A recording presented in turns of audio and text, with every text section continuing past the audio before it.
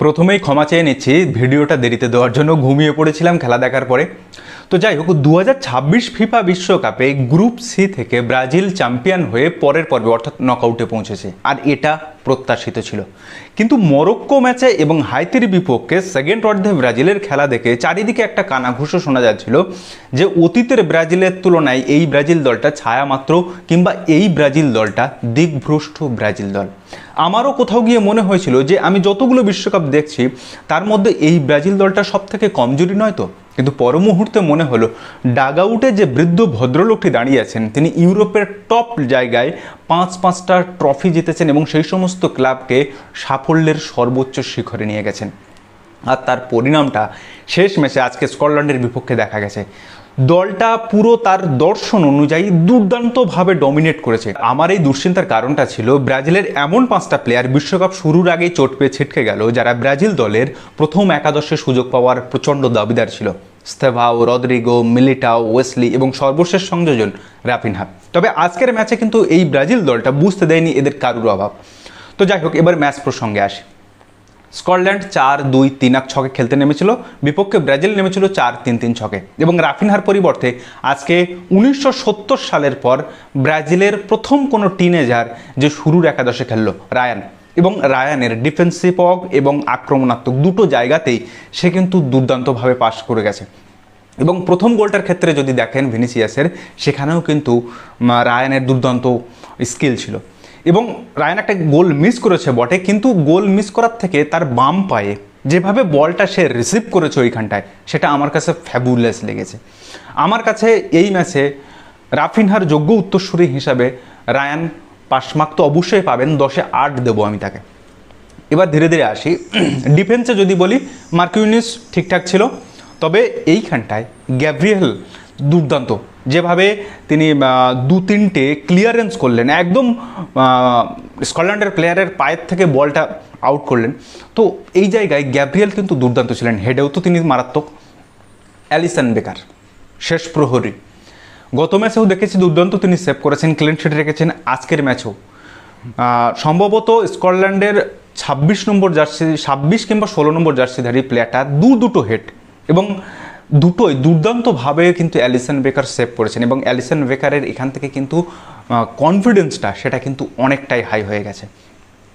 এবারে আসি দানিলো, যাকে নিয়ে বিভিন্নভাবে বিভিন্ন সময় ট্রল করা হয়েছে, কিন্তু আজকের দানিলো কিন্তু ওভারল্যাপে গিয়েছে। এবং ডগলাস সান্তোস আর একটা প্লেয়ার লেফট ব্যাকে, সে কিন্তু আমি হাইতি ম্যাচেও দেখেছি, এই ম্যাচটাতেও দুর্দান্ত পারফর্ম করেছে। এবং ডগলাস সান্তোস আমার মতে যে ভিনিসিয়াসের সঙ্গে কেউ যদি পরপর 3টে ম্যাচে ভালো পারফর্ম করে থাকে, সেটা হচ্ছে এই ডগলাস সান্তোস লেফট ব্যাক। মিডফিল্ডে যদি আসা যায়, মিডফিল্ডে আজকে কাসেমিরো ঠিকঠাক ছিলেন, সলিড, রক সলিড, যেমনটা আমরা তাকে দেখে এসেছি এতদিন ধরে। আজকে পাকেতাকে আমার কেমন যেন একটু জড়ানো মনে হয়েছে, কিন্তু পাকেতা কিন্তু এই ব্রাজিল দলটার এমন একটা পিভট থাকে যে কিন্তু ডিফেন্সিভ প্লাস আক্রমণাত্মক জায়গায় কিন্তু দারুণ পারফরমেন্স করে। কিন্তু পাকেতা আজকে কেমন যেন আমার একটু জড়ানো মতো লেগেছে। তবে আজকে মিডফিল্ডের বেস্ট প্লেয়ার সে হচ্ছে ব্রুনো গিমারেস, যে ব্রুনো গিমারেসকে নিউক্যাসল ইউনাইটেডে দুর্দান্ত পারফর্ম করেছে। এবং প্রিমিয়ার লিগে যে কয়েকজন মিডফিল্ডার, টপ মিডফিল্ডারের নাম বলা হয়, সেখানে কিন্তু ব্রুনো গিমারেস আসবে। এবং আজকে ব্রুনো গিমারেস যে পারফরমেন্সটা দিয়েছে সেটা কিন্তু মারাত্মক। এই ব্রুনো গিমারেস যদি এই রকম ফর্মে থাকে, তবে এই ব্রাজিলকে অনেক দূর নিয়ে যেতে পারে ব্রুনো গিমারেস। আজকে 3 নম্বর গোলের ক্ষেত্রে যদি দেখেন, তবে ওটা আমি বলবো ব্রুনো গিমারেসের সেলফিশনেস, স্বার্থপরহীনতা কাকে বলে সেটা ব্রুনো গিমারেস দেখিয়ে দিয়েছে। এবং ওখান থেকে ম্যাথিউস কুনহা যে গোলটা করলেন, এই ম্যাথিউস কুনহাকে দেখে আমার একটা জিনিস মনে হচ্ছে, গত ম্যাচেও দেখেছি, আজকের ম্যাচেও দেখেছি, এই ম্যাথিউস কুনহা সহজভাবে গোল করতে পারে না। এই ম্যাথিউস কুনহা এমন জায়গা থেকে গোল করবে যেখান থেকে গোল করা, যে দুরূহ কোণে চলে যাবে, সেখান থেকে গোল করা ইম্পসিবল মনে হবে, সে সেখান থেকে গোল করে বেরিয়ে যাবে। এ সহজ গোল করতে পারে না, কঠিন বল নিয়ে গিয়ে কঠিন থেকে সেই গোলটাকে সহজ দেখাবে। দুর্দান্ত ফিনিশার নাম্বার 9 ইগোর থিয়াকোকে প্রথম ম্যাচে খেলিয়ে যে ভুলটা হয়েছিল, সেই ভুলটা কার্লো আনচেলত্তি ঠিক করে নিয়েছেন, এবং সেখান থেকে ম্যাথিউস কুনহা কিন্তু দারুণ ফিনিশিং দিচ্ছেন। এবার আসে ভিনিসিয়াস এই ব্রাজিল দলটার এই মুহূর্তে নেতা বলা যেতে পারে। তার কারণ হচ্ছে দেখুন, ফ্রান্সের এমবাপে আছে, নরওয়ের আর্লিং হল্যান্ড আছে, ইংল্যান্ডের একজন হ্যারি কেন আছে, পর্তুগালের একজন ক্রিশ্চিয়ানো রোনাল্ডো আছে, আর্জেন্টিনার একজন লিওনেল মেসি আছে, আর এই ব্রাজিল দলটার একজন ভিনিসিয়াস জুনিয়র আছে। এই মুহূর্তে এই ব্রাজিল দলের প্রাণভোমরা বলা যেতে পারে ভিনিসিয়াস জুনিয়র। এই কথাটা যদি আমি বলি তবে মনে হয় এতটুকু অত্যুক্তি করা হবে না। আপনারা কি বলেন? তবে যে জিনিসটা দেখার জন্য এত দিন ধরে অপেক্ষা করছি, নেইমার জুনিয়র মাঠে এলেন, 14-15 মিনিট মাঠে থাকলেন এবং 14-15 মিনিট মাঠে থেকে তিনি তিনটে কি পাস দিলেন, একটা গোলের শট নিলেন এবং নেইমার জুনিয়র উত্থানটা পুরো সত্যি কথা বলতে আমি দেখেছি চোখের সামনে। মানে যেভাবে তিনি খেলেছেন আজকের ম্যাচে, চোট থেকে ফিরে এসে, ইনজুরি থেকে ফিরে এসে, তার কাছে বেশি কিছু এক্সপেকটেশন আমার ছিল না, কিন্তু তিনি যে পারফরমেন্সটা দিয়েছেন সেটা যথেষ্ট ভালো। এবং ভিনিসিয়াসের সঙ্গে নেইমারের যে কম্বিনেশনটা, সেই কম্বিনেশনটা কিন্তু আমরা দেখতে পেয়েছি। টাচে হয়েছে, একটু সময় লাগবে, কিন্তু সেখান থেকে বেরিয়ে যাবে। একজন ব্রাজিল ফ্যান হিসাবে নেইমারকে মাঠে ফিরতে দেখা, সেটা যে কতটা আনন্দের, কতটা সুখের, সেটা ঠিক আমি ভাষায় বলে আপনাদেরকে প্রকাশ করতে পারবো না।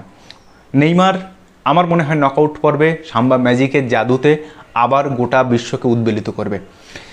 এতদিন আমরা এমবাপে থেকে শুরু করে হাল্যান্ড থেকে সবাইকে দেখেছি, শুধু নেইমারের দেখাটা বাকি ছিল। ফুটবলের স্বার্থে নেইমারকে এভাবেই ফিরে আসতে হতো এবং তিনি এসেছেন।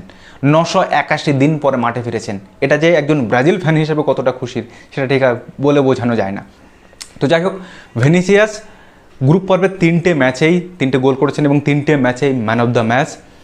কেন যে ওই সেকেন্ড গোলটা দিল না, ওটা ফাউল আমার অন্তত মনে হয়নি। যাই হোক, রেফারির সিদ্ধান্ত হয়ে তো গেছে। তো এই মুহূর্তে ভিনিসিয়াস 4টে গোল, 1টা অ্যাসিস্ট আছে। লিওনেল মেসির 5টা গোল, এমবাপে হল্যান্ডের 4টে করে গোল। এবার একটা মজার ইন্টারেস্টিং ফ্যাক্ট আপনাদের বলি। এর আগে 1970 সালের ব্রাজিলের জর্জিনহো গ্রুপ পর্বের 3টে ম্যাচেই গোল করেছিল। 1994 সালে রোমারিও গ্রুপ পর্বের 3টে ম্যাচেই গোল করেছিল। 2002-এ রোনাল্ডো এবং রিভাল্ডো গ্রুপ পর্বের প্রত্যেকটা ম্যাচে গোল করেছিল এবং ফলস্বরূপ কী হয়েছিল? 1970, 94, 2002 3টে বিশ্বকাপে চ্যাম্পিয়ন হয় ব্রাজিল। 2026-এ এসে ভিনিসিয়াস জুনিয়র গ্রুপ পর্বের 3টে ম্যাচেই গোল করেছে। হেক্সা জয় কি এবার হবে? আপনাদের কি মনে হয়? ব্রাজিল ফ্যান হিসাবে এটুকু তো আশা করতেই পারি। তো যাই হোক, আজকের ভিডিওটা এখানে শেষ করলাম। ভিডিওটা যদি ভালো লাগে তাহলে অবশ্যই আপনার বন্ধুবান্ধব ও চেনা জানা মানুষের মধ্যে শেয়ার করে তাদেরকে জানার সুযোগ করে দেবেন। তো দেখা হচ্ছে পরের ভিডিওতে। ততদিন ভালো থাকবেন, সুস্থ থাকবেন আর অবশ্যই নিজের খেয়াল রাখবেন। ধন্যবাদ।